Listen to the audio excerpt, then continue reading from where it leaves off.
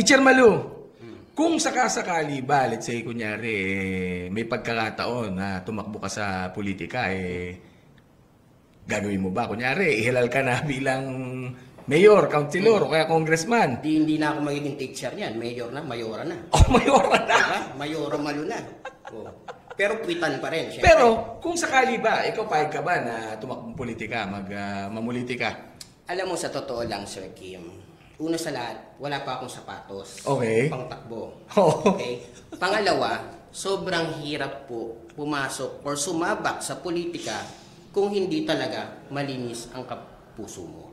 So, alam mo yun? So, ibig sabihin, hindi malinis talaga puso mo? Malinis ang puso ko, pero pag syempre, na-influensyahan ka na ng iba.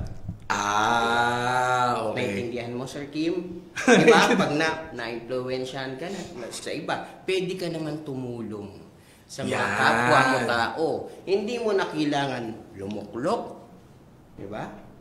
Alam mo naman. O maging politika. Ay, politiko. Politiko or politika. Ayoko na magsalita tungkol doon. O yan guys, nakita nyo naman. Sa simpleng pamamaraan ni Teacher Malupitan, ay Malupiton. Malupitan. Ay gusto niya makapagpasaya at makatulong sa mga tao. Marami pa kaming gustong malaman dahil nakalive tayo ngayon dito sa Facebook, sa Vantage Point Media.